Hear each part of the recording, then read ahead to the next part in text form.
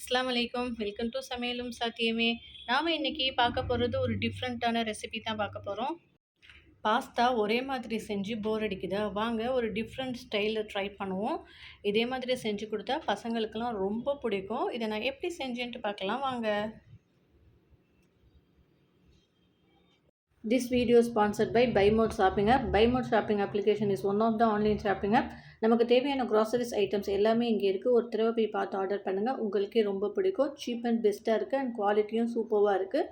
டிஸ்கிரிப்ஷனில் app link கொடுத்துருக்கேன். போய் இன்ஸ்டால் பண்ணிக்கோங்க. போன்லெஸ் சிக்கன் 1/4 கிலோ எடுத்திருக்கேன். அதுக்கு தேவையான உப்பு சேர்த்துக்கிறேன். 1/4 டீஸ்பூன் அளவு இஞ்சி பூண்டு விழுது, 1/2 டீஸ்பூன் அளவு மிளகுத்தூள், 1/2 டீஸ்பூன் அளவு ஜீரகத்தூள், 1/2 டீஸ்பூன் அளவு காஷ்மீரி சில்லி, ஒரு 1/4 டீஸ்பூன் அளவு ரெட் சில்லி பேஸ்ட்டு போட்டுக்கிறேன். நான் 1 டீஸ்பூன் அளவு டொமேட்டோ கெச்சப் சேர்த்துக்கிறேன். டொமேட்டோ பேஸ்ட் இல்லை டொமேட்டோ கெச்சப் ரெண்டில் ஏதாவது சேர்த்துக்கோங்க. 1/2 டீஸ்பூன் அளவு ஒயிட் வினிகர், சின்ன கப்பில் 1/2 கப்பு தயிர் சேர்த்துக்கிறேன். சேர்த்துட்டு இது எல்லாத்தையுமே நல்லா மிக்ஸ் பண்ணி விட்டுருங்க. மிக்ஸ் பண்ணி விட்டுட்டேன். இது 1 மணி நேரம் அப்படியே ஊறட்டும். நான் 1/4 கிலோ சிக்கனுக்கு அளவு மசாலா சொல்லியிருக்கேன். நீங்கள் 1/2 கிலோவாக இருந்தால் அப்படியே டபுள் ஆக்கிக்கோங்க. நான் ஊற வச்சு 1 ஹவர் ஆகிடுச்சு. நல்லா ஊறிடுச்சு. அடுப்பில் ஒரு பேன் வச்சுருக்கேன். சூடு வரட்டும். ஒரு 2 டேபிள் ஸ்பூன் அளவுக்கு பட்டர் போட்டிருக்கேன். பட்டர் மெல்ட் ஆகட்டும். பட்டர் மெல்ட் ஆகிடுச்சு. இப்போ ஊற வச்ச சிக்கனை இதில் சேர்த்துக்கலாம். பிஸ்மில்லா.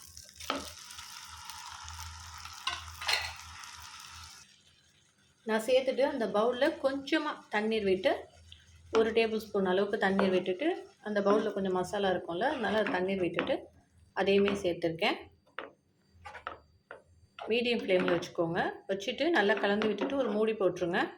சிக்கன் வேகட்டும். மூடி போட்டு வச்சுருக்கேன். சிக்கன் வேகட்டும். இன்னொரு அடுப்பில் பேன் வச்சுருக்கேன். ஒயிட் சாஸ் செய்கிறதுக்கு. சட்டி காஞ்ச பிறகு இதுலேயுமே 2 டேபிள் ஸ்பூன் அளவு பட்டர் போட்டிருக்கேன். பட்டர் மெல்ட் ஆகட்டும். 1 டேபிள் ஸ்பூன் அளவு மைதா சேர்த்துக்கிறேன். சேர்த்துட்டு நல்லா கலந்து விட்டுருங்க.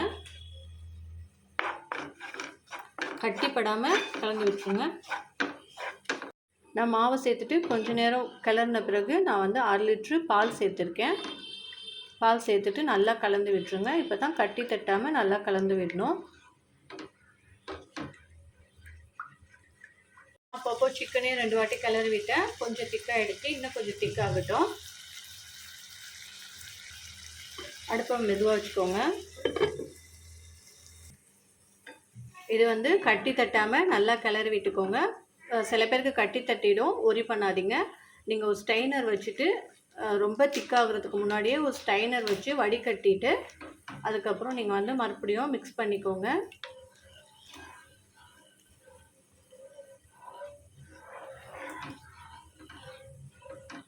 நல்லா ஒரு தடவை கலந்து விட்டுட்டே இருங்க. 1/4 டீஸ்பூன் அளவு உப்பு சேர்த்துக்கிறேன். 1/2 டீஸ்பூன் அளவு மிளகுத்தூள்,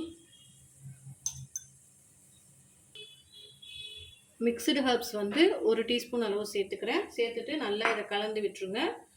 அந்த திக்னஸ் வர வரைக்கும் இருக்கட்டும். ஆனால் கலந்து விட்டுட்டே இருக்கணும்.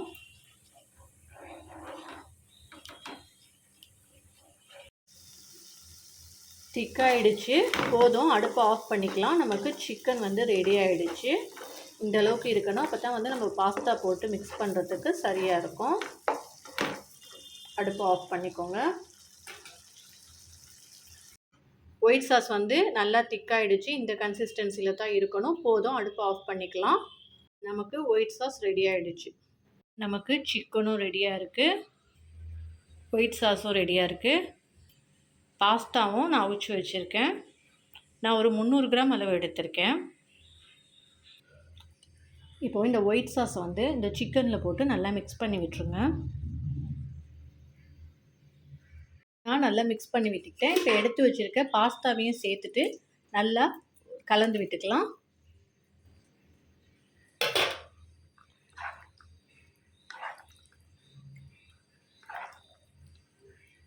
நல்லா நான் மிக்ஸ் பண்ணி விட்டுக்கிட்டேன். அந்த மக்ருனியை எடுத்து நான் இந்த பவுலில் கொட்டிக்கிறேன். இந்த பவுல் தான் நான் ஓவனில் வைக்க போகிறேன். நான் வந்து அதில் ட்ரான்ஸ்ஃபர் பண்ணிக்கிட்டேன். ஈவனாக அதை வந்து ஸ்ப்ரெட் பண்ணிக்கோங்க. நான் மொசரல்லா சீஸ் எடுத்திருக்கேன். இதை வந்து இப்போ மேலே திருவிக்கிறேன். நான் மொசரல்லா சீஸை வந்து ஃபுல்லாக திருவி விட்டுக்கிட்டேன். நான் வந்து ஒரு 100 கிராம் அளவு போட்டுக்கிட்டேன். எனக்கு அது கரெக்டாக இருந்தது. இப்போ வந்து மிக்ஸ்டு ஹர்ப்ஸு அதை எடுத்து எங்கே பார்த்தாலும் தூவிக்கலாம். லைட்டாக தூவிக்கோங்க.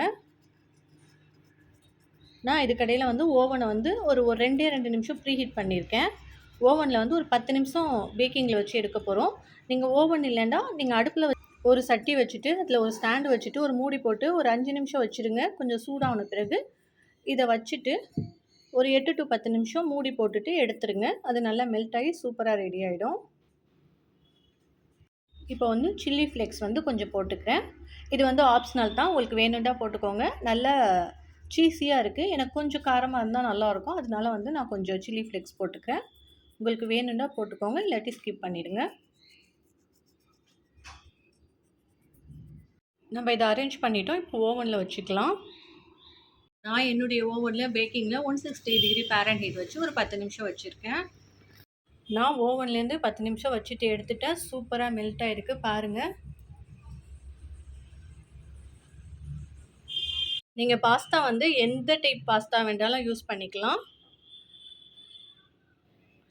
இந்த அளவு வந்து கண்டிப்பாக 3 பேருக்கு கரெக்டாக இருக்கும். இப்போது நான் ஒரு பிளேட்க்கு எடுத்து காமிக்கிறேன். பாருங்கள் எவ்வளோ ஜூஸியாக இருக்குண்டு.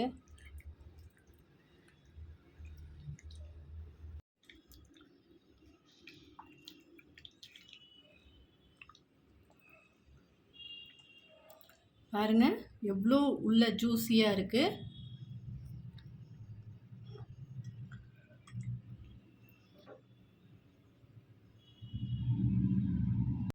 உள்ள ஜூஸியாக மேலே வந்து அந்த சீஸியாக சூப்பராக இருக்குது. நானும் டேஸ்ட் பண்ணி பார்த்தேன். கண்டிப்பாக இந்த மெத்தடில் உங்கள் பிள்ளைங்களுக்கும் செஞ்சு கொடுங்க, ரொம்ப பிடிக்கும். ட்ரை பண்ணி பார்த்துட்டு உங்கள் கமெண்ட்ஸை எனக்கு சொல்லுங்கள். என்னுடைய சேனல் பிடிச்சிருந்தா சப்ஸ்கிரைப் பண்ணுங்கள், லைக் பண்ணுங்கள் அண்ட் ஷேர் பண்ணுங்கள். இன்ஷா அல்லாஹ் அடுத்த வீடியோவில் மீட் பண்ணலாம். அஸ்ஸலாமு அலைக்கும்.